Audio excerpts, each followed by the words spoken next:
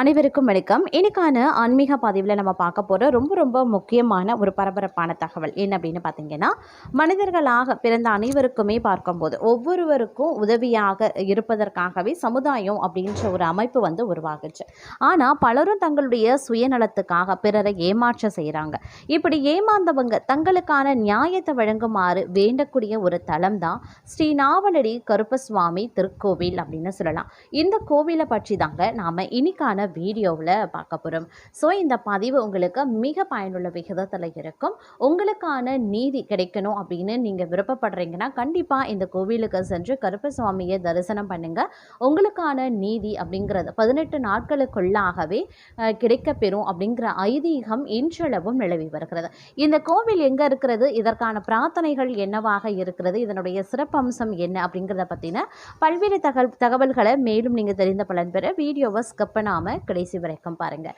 வீடியோக்குள்ளே போகிறதுக்கு முன்னாடி இதுவரைக்கும் நீங்கள் நம்ம சேனலை சப்ஸ்கிரைப் பண்ணலை அப்படின்னா உடனே சப்ஸ்கிரைப் பண்ணிக்கோங்க. அப்படியே பக்கத்தில் இருக்கக்கூடிய நோட்டிஃபிகேஷனுக்கான பெல் பட்டனையும் ப்ரெஸ் பண்ணிக்கோங்க. சரி நேயர்களே, வாங்க வீடியோக்குள்ளே போகலாம். 1000 வருடங்களுக்கும் மேலே பழமையான கோவில் இது அப்படின்னு இங்கே இருக்கிறவங்க சொல்கிறாங்க. அதாவது அந்த கருப்பசுவாமி கோவிலை இது 1000 வருடத்திற்கு மேலான ஒரு பழமை வாய்ந்த கோவிலாக இருக்கிறது அப்படின்னு சொல்லப்படுது. இங்கே இருக்கக்கூடிய இறைவனின் பெயர் பார்த்தீங்கன்னா கருப்பசுவாமி அப்படின்னு சொல்கிறாங்க. அன்னையினுடைய பெயர் செல்லாண்டியம்மன். முற்காலத்தில் இந்த கோவில் இருந்த வழியாக வன்னியர்கள் சென்று வந்து கொண்டிருந்தாங்களாம். அப்படி ஒரு முறை ஒரு வணிகர்கள் குழு இப்பகுதி வழியாக பயணித்த போது இருள் சூழ்ந்து விட்டதால் இங்கே இருக்கக்கூடிய நாவல் மரத்தின் அடியில் தங்களுடன் கொண்டு வந்திருந்த ஒரு கல்லை வைத்து விட்டு தூங்கியிருக்காங்க. மறுநாள் காலையில் எழுந்து வணிகர்கள் அந்த கல்லை எடுக்க முயன்ற போது அதை அங்கிருந்து எடுக்க முடியலை.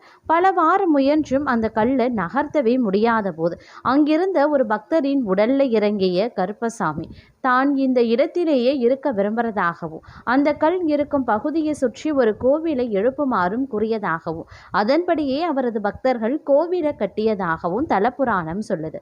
நாவல் மரத்திற்கடியில் கோவில் கொண்டதால நாவலடியான் அப்படின்ற பெயரும் இந்த இறைவனுக்கு உண்டுங்க.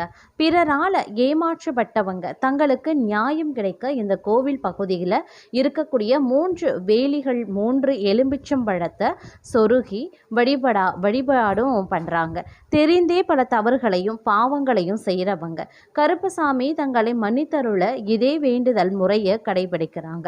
இந்த வேல்களுக்கு அருகில் இருக்கக்கூடிய கருப்பசுவாமியின் குதிரை சிலை இவை எல்லாவற்றையும் பார்க்கும் இறைவனின் சாட்சியாக இருப்பதாக கூறப்படுகிறது.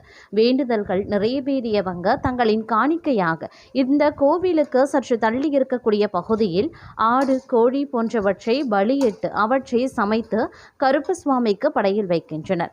இந்த கோவிலில் இருக்கக்கூடிய அரச மரத்திற்கு சிலர் செருப்பையும் காணிக்கையாக செலுத்துகின்றனர் மற்றும் தங்களுடைய வேண்டுதல்களை ஒரு வெள்ளை காகிதத்தில் எழுதி இங்க இருக்கக்கூடிய நாவல் மரத்துல கட்டியும் வைக்கிறாங்க.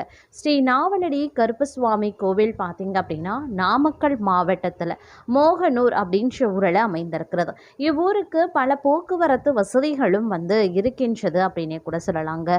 இந்த கோவில் அப்படிங்கிறது ரொம்பவே சிறப்புக்குரிய ஒரு திருத்தலமாகவே பார்க்கப்படுகிறது.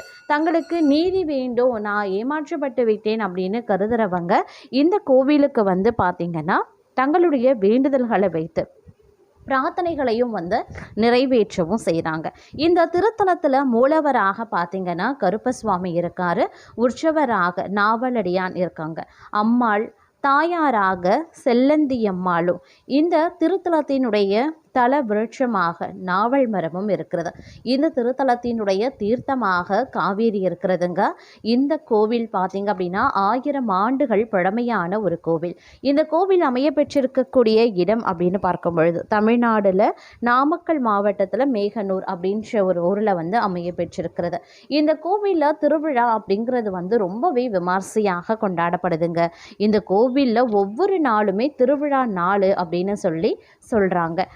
அப்போ பார்த்தீங்கன்னா மூலவருக்கு சிறப்பு பூஜைகளும் அலங்காரங்களும் செய்யப்படுதான்.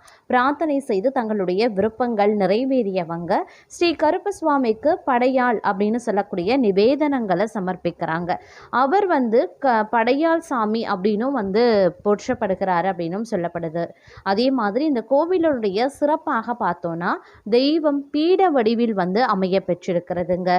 இந்த கோவில் திறக்கக்கூடிய நேரம் அப்படின்னு பார்க்கும் பொழுது கோவில் காலை 4 மணி முதல் இரவு 10 மணி வரைக்கும் தொடர்ந்து திறந்திருக்குமா. அதே மாதிரி இந்த கோயிலினுடைய பிரதான நுழைவாயில பார்த்தீங்க அப்படின்னா வடக்கு பக்கத்தில் அமைந்திருக்கிறது.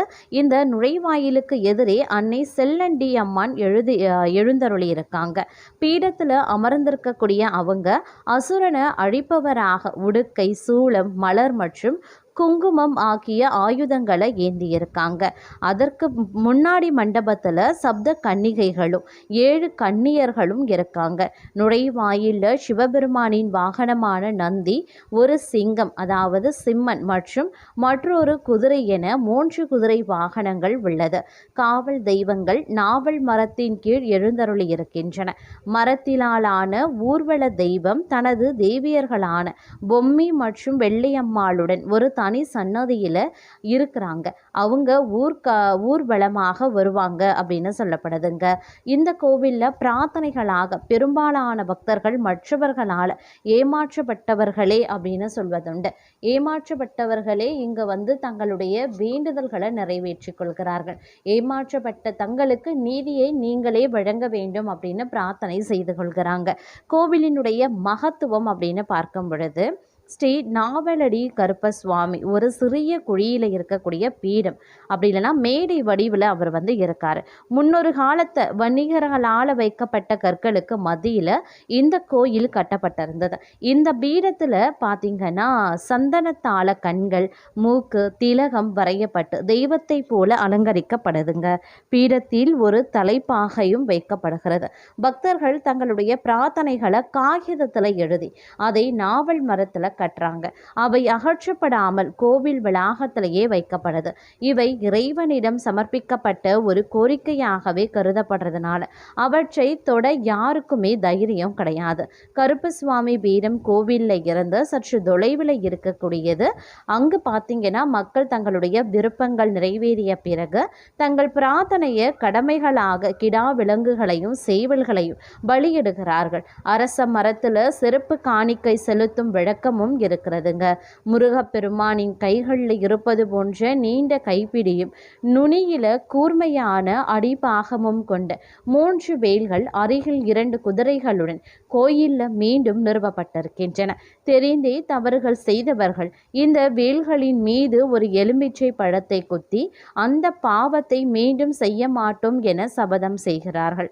அருகில் இருக்கக்கூடிய குதிரைகள் அந்த சபதத்திற்கு சாட்சிகளாகவே இருக்கின்றன.